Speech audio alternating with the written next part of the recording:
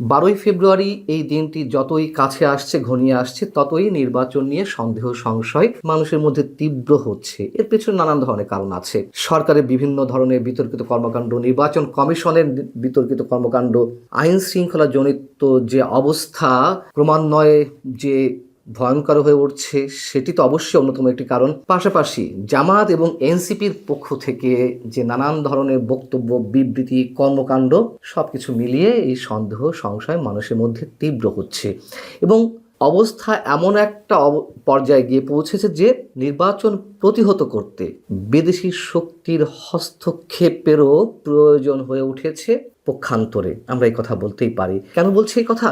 শনিবার ইউরোপীয় ইউনিয়নের চিফ ইলেকশন অবজারভার আইভার্স ইজাবসের নেতৃত্বাধীন একটি নির্বাচন পর্যবেক্ষক দল এসেছে। তাদের সঙ্গে বিভিন্ন রাজনৈতিক দলের নেতাদের নানান ধরনের আলোচনা চলছে এবং আমরা জানি ইউরোপীয় ইউনিয়ন একটি বড় নির্বাচনী পর্যবেক্ষক দল পাঠাবে এই নির্বাচনে এবং তাদের মতামতের একটি গুরুত্ব রয়েছে বিশ্বব্যাপী।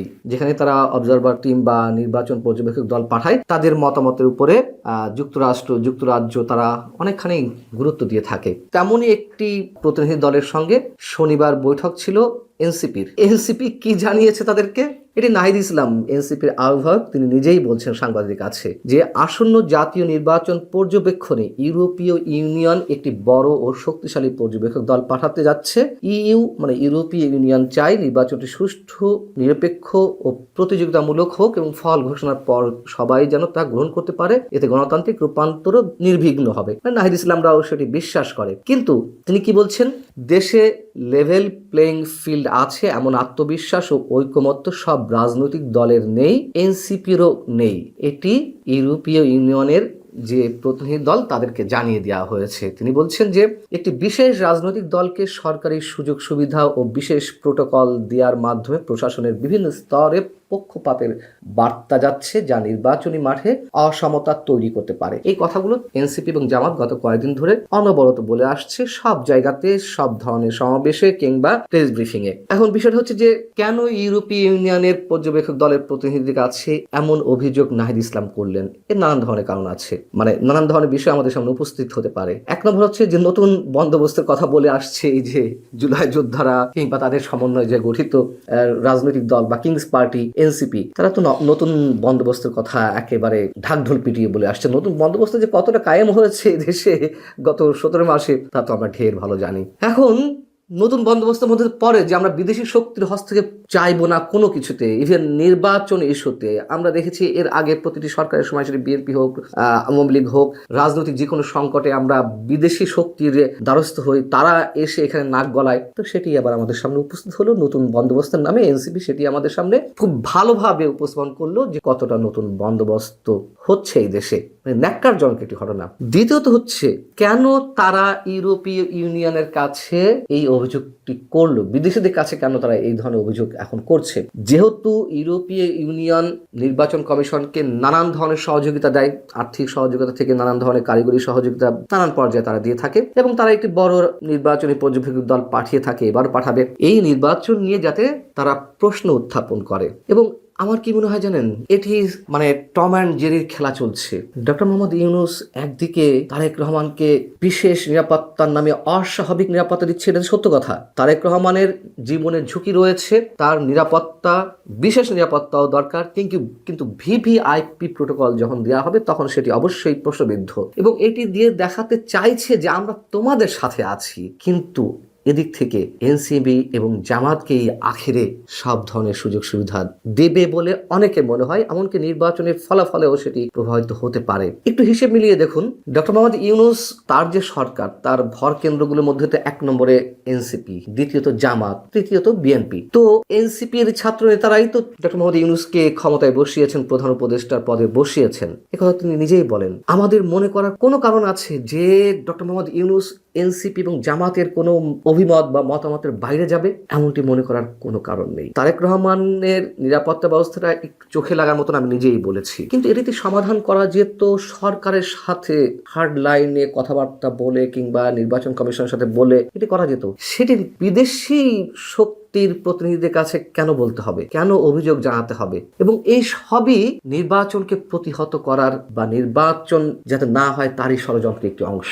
তারেক রহমানের বিষয়ে আরেকটি কথা বলেছেন নাহিদ ইসলাম, গণমাধ্যমের বিষয়ে, যে গণমাধ্যম আবার বিএনপির প্রতি ঝুঁকে পড়ছে। কেন ঝুঁকে পড়ছে তার তো বিভিন্ন কারণ আছে। যদি গণমাধ্যমের ভূমিকা নিঃসন্দেহে ন্যাক্কারজনক, বিতর্কিত, আওয়ামী লীগ আমলে যা ছিল এখন জাস্ট তার রিভার্স। এখন আওয়ামী লীগের বিরুদ্ধে গিয়ে এখন বিশেষ বিশেষ শক্তির পক্ষে তারা জয়গান গাইছে, হাতে গোনা দুই একটি গণমাধ্যম ছাড়া। তো বিদেশি শক্তির হস্তক্ষেপের দ্বারস্থ তারা হচ্ছে, তারা সব ধরনের কম্পোনেন্ট ব্যবহার করছে নির্বাচন যাতে না হয় তার জন্য। এর ব্যাখ্যা আমি অনেক আগে থেকেই দিয়ে আসছি, অনেক আগে থেকে আপনাদের বলে আসছি, জানিয়ে আসছি যে নির্বাচন এই সরকার আমলে হবে না অথবা হতে দেওয়া হবে না। কেন? জামাত এবং এনসিপি যে ক্ষমতা ভোগ করছে এটি তো তারা সহজে হাতছাড়া করতে চাইবে না। জামাতের জনপ্রিয়তা যতই বাড়ুক এটি তো কোনোভাবে বিএনপির সমকক্ষতায় উঠবে না, খুব স্বাভাবিক। তো এটা ফ্রি ফেয়ার ইলেকশন হলে যেহেতু আওয়ামী লীগ মাঠে নেই, খুব স্বাভাবিক বিএনপি ভালো আসন জয়লাভ করবে। এবং এই যে কোনোভাবেই ক্ষমতা হাতছাড়া করতে চাইছে না, তার আরো একটু উদাহরণ এর আগে আমি আপনাদের দিয়ে রেখেছি বা আপনারা সবাই জানেন।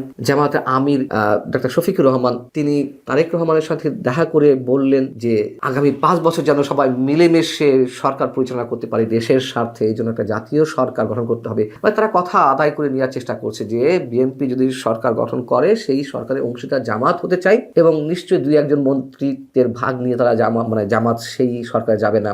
যদি জাতীয় সরকার হয় সেক্ষেত্রে তারা তাদের মতো করে হিস্সাটি বুঝে নিতে চাইবে। তো কি মনে হয় তারেক রহমান কি বলেছেন? রাজি হয়েছেন?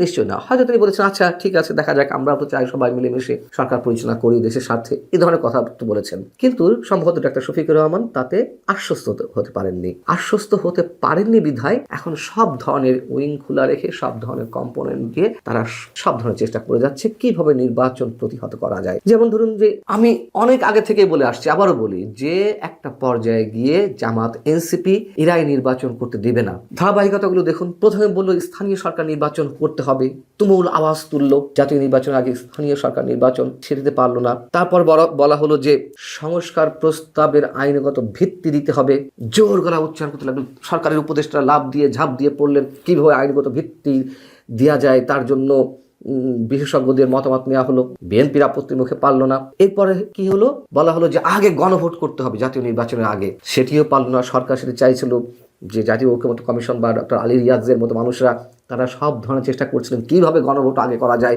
হাস্যকর সব ব্যবস্থা জামাত এনসিপির পক্ষে, সব এগুলো খেলা। ডক্টর মোহাম্মদ ইউনূসের যে টিম আছে সেই টিম দিয়ে এগুলো খেলানো। এখন এসে বিদেশি শক্তির কাছে অভিযোগ জানানো হচ্ছে যাতে তারা এই নির্বাচনকে বিতর্কিত করে, প্রশ্নের মুখে নির্বাচনী পর্যবেক্ষক দল না আসে এমন একটি ঘোষণা তারা দেয়।